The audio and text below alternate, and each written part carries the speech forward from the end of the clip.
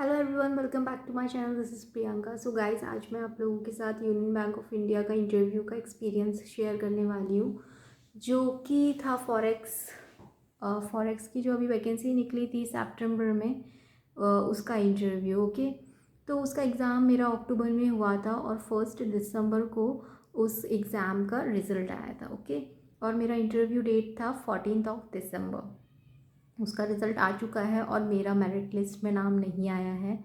And guys, मेरे को बहुत ज़्यादा उम्मीद थी इससे, क्योंकि मेरा जो रिटन एग्ज़ाम है वो काफ़ी अच्छा हुआ था और मेरा इंटरव्यू भी ठीक हुआ था, बुरा नहीं हुआ था। तो मुझे काफ़ी उम्मीदें थी, बट ठीक है, नाम नहीं आया। इसके जो भी मार्क्स आएंगे मेरे, वो मैं आप लोगों के साथ शेयर कर दूँगी आगे।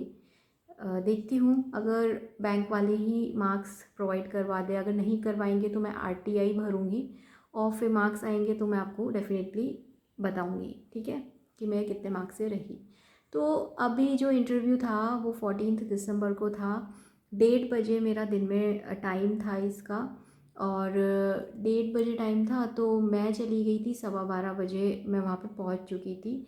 क्योंकि उसमें आपका जो कॉल लेटर होता है इंटरव्यू का, उसमें लिखा था कि 1 घंटा पहले आपको एटलीस्ट आना है। तो मैं 12:15 बजे ही पहुंच गई थी। डॉक्यूमेंट वेरिफिकेशन जो होता है वो बहुत ज़्यादा डिटेलिंग में होता है, एक एक चीज़ आपकी चेक करी जाती है।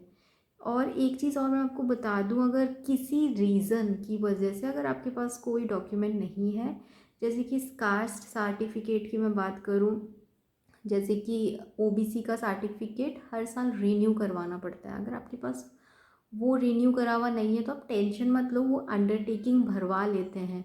मेरे से भी उन्होंने अंडरटेकिंग भरवाया था इस चीज़ का कि जो फॉरेक्स है उसमें फाइनेंस में एमबीए फाइनेंस होनी चाहिए, ठीक है। तो जो मेरी डिग्री थी उसमें कहीं पे भी फाइनेंस नहीं लिखा था कि मेरा स्पेशलाइजेशन फाइनेंस में हुआ है, ठीक है। तो उन्होंने मेरे से अंडरटेकिंग भरवाया था कि जब रिज़ल्ट आ जाएगा और आपका सिलेक्शन हो जाएगा तो आपको 15 डेज़ के अंदर अंदर आपको ये वाला डॉक्यूमेंट हमें जमा कराना पड़ेगा कि आपका जो है स्पेशलाइजेशन फाइनेंस में हुआ है।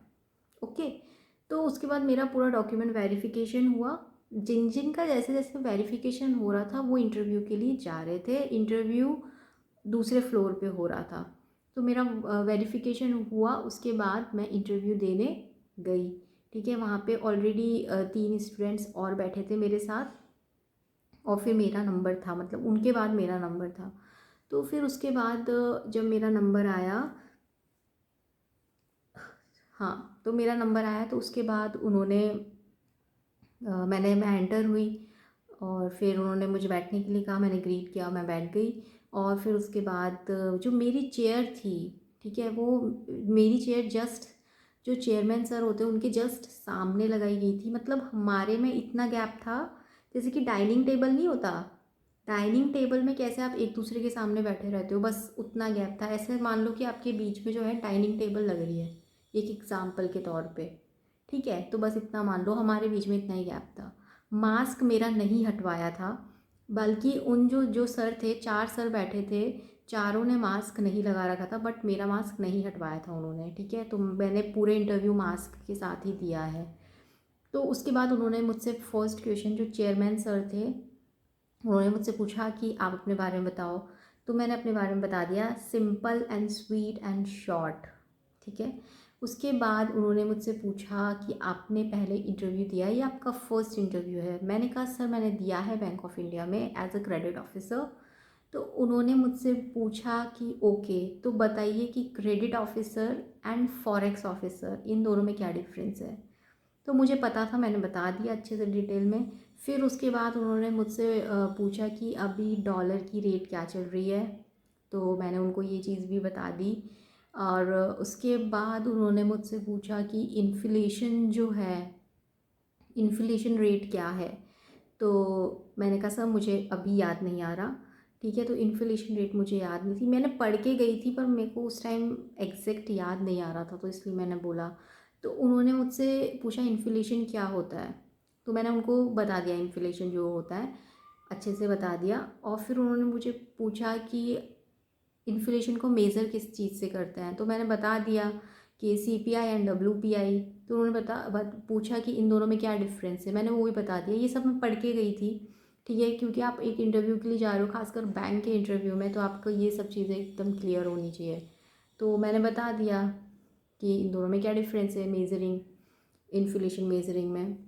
ठीक है, फिर उसके बाद उन्होंने मुझसे पूछा कि इन्फ्लेशन हो गया। फिर चेयरमैन सर ने मुझसे बस यही पूछा था। उसके बाद एक और सर आए, मतलब पास में जो बैठे थे, उन्होंने मुझसे पूछा मेरे फील्ड से रिलेटेड, क्योंकि मैं कॉमर्स की हूँ, फाइनेंस मेरे पास है। ठीक है, एमबी फाइनेंस किया है, बीकॉम मैंने किया है। तो लाइक उन्होंने मुझसे मेरे जितना भी है उस मेरे फील्ड से रिलेटेड पूछा था। बेसिक से स्टार्ट किया था उन्होंने कि बैलेंस शीट में क्या क्या आता है। मैंने बता दिया लाइबिलिटी एसेट्स, सबको पता रहता है जो कॉमर्स के स्टूडेंट होते हैं। तो फिर उन्होंने मुझसे पूछा था कि इनके अंदर क्या क्या आता है, तो मैंने बता दिया एसेट साइड वगैरह ये सब चीज़ें आती है, लाइबिलिटी साइड ये सब आती है। फिर उन्होंने मुझसे पूछा ओके, तो लाइबिलिटी साइड मैंने एक्चुअली ये बोला था कि सर लोन्स, हर टाइप के लोन्स आते हैं। ठीक है, तो सर ने कहा ओके हर टाइप के, तो क्या टर्म लोन भी आता है? तो मैंने कहा नो सर, टर्म लोन नहीं आता, क्योंकि जो करंट नहीं सॉरी करंट लाइबिलिटी का पूछा कि करंट लाइबिलिटी में क्या लोन्स टर्म लोन आता है? तो मैंने कहा सर टर्म लोन नहीं आता करंट लाइबिलिटी में, क्योंकि वो 1 ईयर से ऊपर होता है। तो करंट लाइबिलिटी में जो शॉर्ट टर्म लोन्स आते हैं वही आते हैं। ठीक है, तो मैंने इस टाइप से बोल दिया था। फिर उसके बाद सर ने पूछा ओके, तो उन्होंने फिर मुझसे पूछा कि फाइनेंशियल स्टेटमेंट में क्या क्या आता है, आप क्या क्या बनाते हैं? तो ठीक है, profit and loss account, balance sheet और रेशियोज़ वगैरह मैंने इसलिए बोला क्योंकि उन्होंने मुझसे पूछा था फाइनेंशियल स्टेटमेंट बैंकिंग में क्या क्या बनाते हैं, बैंक इसमें क्या क्या यूज़ में आते हैं। तो हाँ, प्रॉफिट एंड लॉस बोल दिया मैंने, बैलेंस शीट बोल दिया, और फिर उसके बाद मैंने बोला कि रिस्क कैलकुलेशन करने के लिए रेशियोज़ वगैरह भी कैलकुलेट करते हैं। मुझे नहीं पता कि मैंने कितना सही बोला कितना नहीं, आप कमेंट सेक्शन में बताना मुझे कि मैंने सही बोला क्या आंसर। ठीक है, फिर उसके बाद उन्होंने मुझसे यही सभी पूछा था। एंड आफ्टर डैट हाँ, उसके बाद जो तीसरे सर थे, ठीक है, जो मेरे एकदम मतलब मैं ऐसे सामने देख रही हूँ, तो मेरे एकदम राइट में कॉर्नर में बैठे थे वो। ठीक है, तो वो हॉबी उन्होंने बोला कि आपकी हॉबी ट्रैवलिंग है तो आपको सब कुछ ही पता होगा। मैंने कहा हाँ सर आप पूछिए। तो उन्होंने मुझसे पूछा कि अच्छा तो ये बताओ कि एक्सपोर्ट के पोर्ट इंडिया में कहाँ कहाँ है? एंड गाइज लिटरली ये आंसर मुझे आता था, बट उस टाइम मुझे सिर्फ दो ही याद आए, एक तो मुंबई पोर्ट और एक मुझे ओडिशा पारादीप याद आया। मतलब चेन्नई, गोवा ये सब मुझे याद नहीं आया। ठीक है, इवन कांडला अभी मुझे याद नहीं आया। और उस टाइम ऐसा था कि मुझे ये दो ही याद आया और मैं सोच रही थी यार ये तो मुझे आता था, पता नहीं उस टाइम क्या हुआ, हम बोल ही नहीं पाई ये वाले आंसर। तो ये मेरे हिसाब से बहुत इजी था और पता नहीं मैंने क्यों नहीं बोला। उसके बाद उन्होंने मुझसे पूछा कि ओके तो आप डीम्ड एक्सपोर्ट के बारे में जानते हो? मैंने कहा सर मुझे याद नहीं है, नहीं पता। ठीक है, फिर उन्होंने मुझसे पूछा था कि अ, क्या पूछा था, हाँ ईसीजीसी, कि ईसीजीसी के बारे में सुना है? मैंने कहा हाँ सर सुना है। मैंने उसका फुल फॉर्म बताया उनको और ये क्या करते हैं, इंश्योरेंस प्रोवाइड करवाते हैं, ये सब पूरी डिटेल में बता दिया। फिर उन्होंने मुझसे पूछा कि एक्सपोर्ट इंपोर्ट क्यों ज़रूरी है इंडिया में? तो मैंने बता दिया, अपने अकॉर्डिंग बता दिया मैंने। फिर उसके बाद उन्होंने पूछा ठीक है।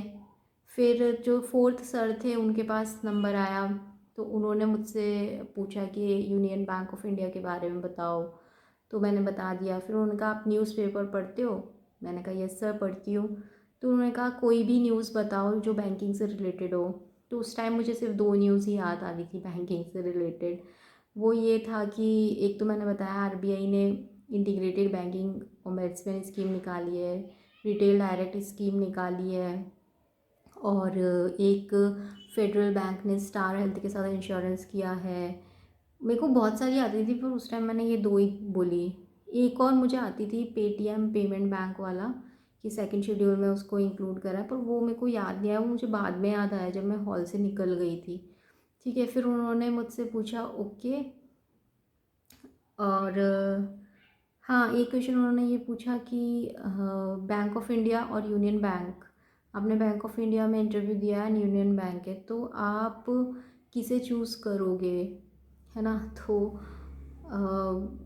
तो बस ये पूछा और मैंने आंसर दिया कि सर जो भी मुझे पहले लेगा मैं उसमें जाऊंगी। आई डोंट नो मेरा ये आंसर कैसा लगा होगा उनको क्योंकि ऐसा था कि ये सच ही है एक तरीके से, मतलब मैं कंपटीशन एग्ज़ाम की तैयारी कर रही हूँ, तो जो भी मुझे फर्स्ट लेगा, जहाँ पे भी मेरा सिलेक्शन होगा, मैं उधर ही जाऊँगी ना। मतलब यार, मैं ऐसे थोड़ी चूज़ थोड़ी करना है, जो भी मुझे लेगा मैं उस बैंक में जॉब करूँगी।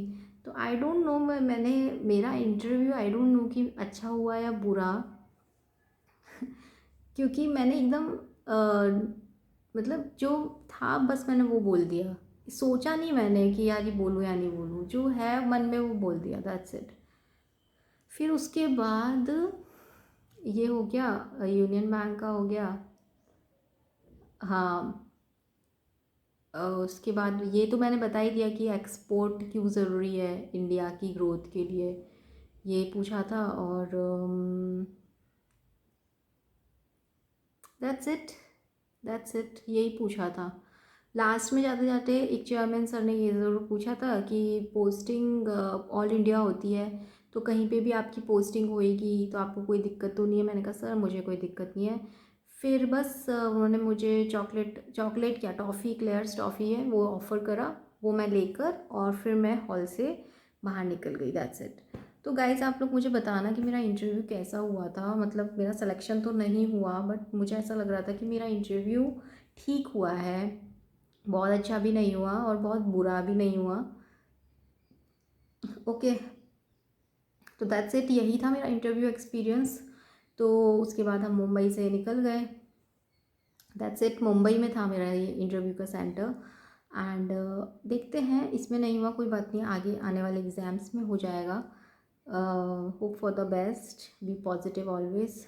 एंड जो भी इंटरव्यू दे रहे हैं उनको कॉन्फिडेंट रहना होता है, जो आता है उसका आंसर देना होता है, जो नहीं आता उसका आंसर क्लियर मना कर दो कि नहीं आता, जो है वो बोल दो। मेरे हिसाब से तो मतलब जो आपको फील होता है, जो आप सोचते हो वो बोल दो, क्योंकि अगर आप हिचकिचाहट करोगे वहाँ पे, आप यूँ सोचने लग जाओगे, तो फिर वो ऐसा रहता है कि फेक नहीं, मतलब आप फेक बोलोगे ना कुछ तो वो पकड़ लेता है, ऐसा मुझे लगता है। फिर वो उसके ऊपर से ही आपको क्वेश्चन कर सकते हैं कि अच्छा ऐसा तो ऐसा क्यों। तो बस दैट्स इट, तो यही मेरा इंटरव्यू एक्सपीरियंस था ओवरऑल।